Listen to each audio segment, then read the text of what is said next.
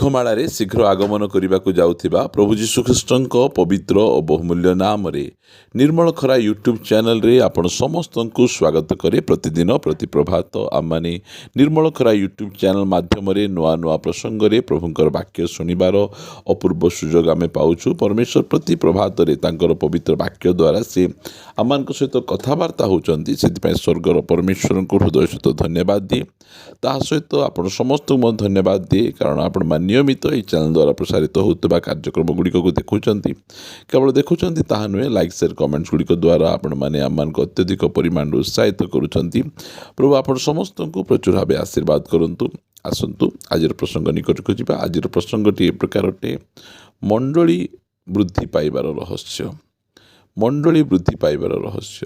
ପ୍ରିୟମାନେ, ଅନେକ ଭାଇ ଭଉଣୀମାନଙ୍କର, ଅନେକ ପ୍ରଭୁଙ୍କ ଦାସ ଦାସୀମାନଙ୍କର ପ୍ରଶ୍ନ ଥାଏ, ଆଜ୍ଞା କ'ଣ କଲେ ମଣ୍ଡଳୀଟା ବଢ଼ିଯିବ, ମଣ୍ଡଳୀ ବୃଦ୍ଧି ପାଇବ? ଆଜି ସମସ୍ତଙ୍କର ଇଚ୍ଛା ଯେ ଆମମାନଙ୍କର ମଣ୍ଡଳୀ ବଢ଼ୁ, ଆତ୍ମାରେ, ସଂଖ୍ୟାରେ, ସବୁ କ୍ଷେତ୍ରରେ ମଣ୍ଡଳୀ ବୃଦ୍ଧି ପାଉ। ମଣ୍ଡଳୀରେ ଲୋକମାନେ ଆସନ୍ତୁ, ନୂଆ ନୂଆ ଆତ୍ମା ଗୁଡ଼ିକ ଚର୍ଚ୍ଚରେ ଭର୍ତ୍ତି ହୁଅନ୍ତୁ, ଏହା ସମସ୍ତଙ୍କର ଇଚ୍ଛା। ମାତ୍ର ସମସ୍ତଙ୍କର ମଣ୍ଡଳୀ ବଢ଼ୁନାହିଁ। ଅଳ୍ପ କିଛି ମଣ୍ଡଳୀ ବଢ଼ିଯାଉଛି, ଆଉ ଅନ୍ୟ ମଣ୍ଡଳୀ ଗୁଡ଼ିକ ଦୀର୍ଘ ବର୍ଷ ଧରି ଗୋଟିଏ ମଧ୍ୟ ବାପ୍ତିସ୍ମ କାର୍ଯ୍ୟକ୍ରମ ହେଉନାହିଁ। କୌଣସି ନୂଆ ଆତ୍ମା ମଣ୍ଡଳୀ ମଧ୍ୟକୁ ଆସୁନାହାନ୍ତି। ମଣ୍ଡଳୀ ବୃଦ୍ଧି ନ ପାଇବାର କାରଣ କ'ଣ? ପ୍ରିୟମାନେ, ପରମେଶ୍ୱରଙ୍କ ଇଚ୍ଛା ଆମମାନଙ୍କ ମଣ୍ଡଳୀ ବୃଦ୍ଧି ପାଉ, ଦିନକୁ ଦିନ ବଢ଼ୁ, ନରକର ବଳ ଏହାକୁ ପରାଜୟ ନ କରୁ, ନରକର ବଳକୁ ପରାଜୟ କରି କରି ମଣ୍ଡଳୀ ଯାଉ। ମଣ୍ଡଳୀ କେତେବେଳେ ବୃଦ୍ଧି ପାଇବ? ଯେତେବେଳେ ମଣ୍ଡଳୀର ନେତାମାନେ ବୃଦ୍ଧି ପାଇବେ। ଏତିକି ମନେ ରଖନ୍ତୁ, ଯେଉଁ ସମୟରେ ମଣ୍ଡଳୀର ନେତାମାନେ ଆତ୍ମିକ ଜୀବନରେ ବଢ଼ିବେ, ପ୍ରଭୁଙ୍କ ବାକ୍ୟରେ ବଢ଼ିବେ, ସେହି ସମୟରେ ଅଟୋମେଟିକ୍ ମଣ୍ଡଳୀଟା ବଢ଼ିବାକୁ ଲାଗିବ। କାରଣ ଆମେ ଯେତେବେଳେ ବାକ୍ୟରେ ଦେଖୁ, ଆମେ ପରମେଶ୍ୱର ଯେତେବେଳେ ପ୍ରକାଶିତ ପୁସ୍ତକରେ ସପ୍ତ ମଣ୍ଡଳୀକୁ ସେ ଲେଖୁଛନ୍ତି, ସେ କହିଲେ ଏଫିସିଓ ମଣ୍ଡଳୀର ଦୂତ ନିକଟକୁ ଲେଖ, ସୁର୍ଣ୍ଣା ମଣ୍ଡଳୀର ଦୂତ ନିକଟକୁ ଲେଖ, ଲାଉଦିକିଆ ମଣ୍ଡଳୀର ଦୂତ ନିକଟକୁ ଲେଖ। ଦୂତମାନେ କ'ଣ? ମଣ୍ଡଳୀର ନେତାମାନେ। ତୁମର ଏଇ ଅସୁବିଧା ଅଛି, ତୁମେ ଏମିତି ନିଜକୁ ସୁଧାର। ଦେଖନ୍ତୁ, ଯେତେବେଳେ ମଣ୍ଡଳୀର ନେତାମାନଙ୍କର ପ୍ରେମ ଶିଥିଳ ହୋଇଯିବ, ଯେତେବେଳେ ମଣ୍ଡଳୀର ମଧ୍ୟ ପ୍ରେମ ଶିଥିଳ ହୋଇଯିବ, ମଣ୍ଡଳୀର ନେତାମାନଙ୍କର ଆତ୍ମିକ ଜୀବନ ଯଦି ଦୁର୍ବଳ ହୋଇଯିବ, ସେତେବେଳେ ମଣ୍ଡଳୀ ମଧ୍ୟ ଆତ୍ମିକ ଜୀବନରେ ଦୁର୍ବଳ ହୋଇଯିବ। ଯେତେବେଳେ ମଣ୍ଡଳୀର ନେତାମାନେ ଅଭିବୃଦ୍ଧି ହେବେ, ବଢ଼ିବାକୁ ଲାଗିବେ ପ୍ରଭୁରେ, ଅଟୋମେଟିକ୍ ମଣ୍ଡଳୀ ବଢ଼ିବାକୁ ଲାଗିବ। ଆଦ୍ୟ ମଣ୍ଡଳୀ ସେହି ପ୍ରକାର ହେଲା। ଯେତେବେଳେ ମଣ୍ଡଳୀର ନେତାମାନେ ପ୍ରାର୍ଥନାରେ ବଢ଼ିବାକୁ ଲାଗିଲେ, ସହଭାଗିତାରେ ବଢ଼ିବାକୁ ଲାଗିଲେ, ଏକତାରେ ବଢ଼ିବାକୁ ଲାଗିଲେ, ସେହି ସମୟରେ ମଣ୍ଡଳୀ ବୃଦ୍ଧି ପାଇବାକୁ ଲାଗିଲା। ଆମେ ଦେଖୁଛୁ ଆଦ୍ୟ ମଣ୍ଡଳୀ କି ପ୍ରକାର ବୃଦ୍ଧି ପାଇଲା? ଯେଉଁ ସମୟରେ ନେତାମାନେ ବଢ଼ିଗଲେ ଆତ୍ମିକ ଜୀବନରେ। ଆମେ ପ୍ରେରିତ 3 ଅଧ୍ୟାୟରେ ଦେଖୁଛୁ, ପିତର ଓ ଜହନ ସେମାନେ ପ୍ରାର୍ଥନା ପାଇଁ ଯାଉଛନ୍ତି। ସେମାନେ ମିଶିକିନା ସେମାନେ ପ୍ରାର୍ଥନା ପାଇଁ ଯିବା ସମୟରେ ଆଶ୍ଚର୍ଯ୍ୟକର୍ମ ହେଉଛି। ଆଉ ଗୋଟିଏ ଆଶ୍ଚର୍ଯ୍ୟକର୍ମ ଦ୍ୱାରା 5,000 ଲୋକ ମଣ୍ଡଳୀ ସହିତ ସଂଯୁକ୍ତ ହେଉଛନ୍ତି। ଦିନକୁ ଦିନ ମଣ୍ଡଳୀରେ ପ୍ରଭୁଙ୍କର ଦାସମାନଙ୍କର, ଆତ୍ମାମାନଙ୍କର ସଂଖ୍ୟା ବଢ଼ିବାକୁ ଲାଗିଲା। ଏଫିସିଓ ପ୍ରେରିତ 6 ଅଧ୍ୟାୟରେ 1 ପଦ ଲେଖାଗଲା, ସେହି ସମୟରେ ଯେତେବେଳେ ଶିଷ୍ୟମାନଙ୍କ ସଂଖ୍ୟା ବୃଦ୍ଧି ପାଉଥିଲା। ପ୍ରିୟମାନେ, କେତେ ସୁନ୍ଦର! ମଣ୍ଡଳୀରେ ବିଶ୍ୱାସୀ ସଂଖ୍ୟା, ଶିଷ୍ୟମାନଙ୍କ ସଂଖ୍ୟା ବଢ଼ିବାକୁ ଲାଗୁଛି।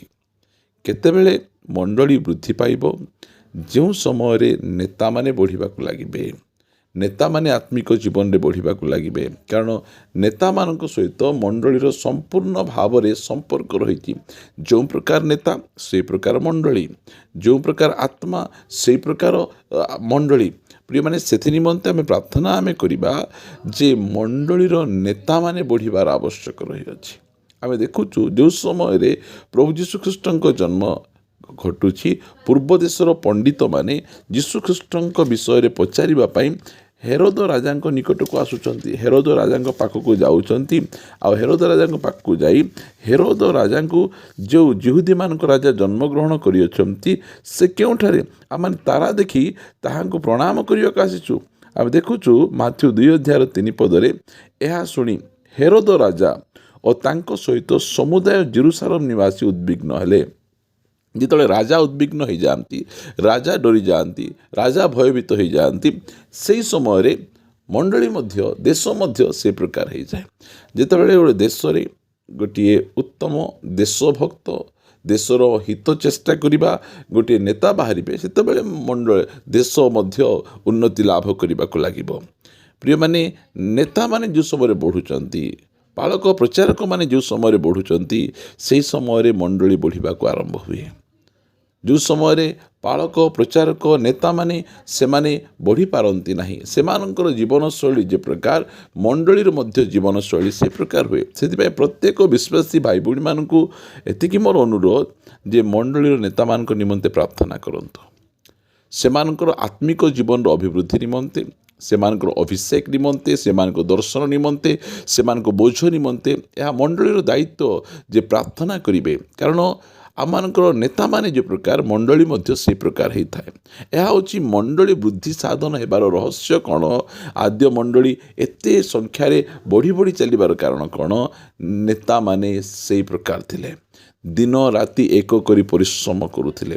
ନେତାମାନେ ପ୍ରାର୍ଥନାର ଜୀବନଯାପନ କରୁଥିଲେ। ନେତାମାନେ ସୁସମାଚାର ପ୍ରଚାରରେ ସେମାନେ ଲାଗି ରହୁଥିଲେ। ନେତାମାନେ ମଣ୍ଡଳୀକୁ ମାର୍ଗଦର୍ଶନ କରୁଥିଲେ, ପ୍ରଭୁଙ୍କ ସହିତ ସମ୍ପର୍କରେ ଥିଲେ। ସେହି ସମୟରେ ମଣ୍ଡଳୀର ଅଭିବୃଦ୍ଧି ହେଉଥିଲା। ମଣ୍ଡଳୀ ବଢ଼ି ବଢ଼ି ବଢ଼ି ବଢ଼ି ଯାଉଥିଲା।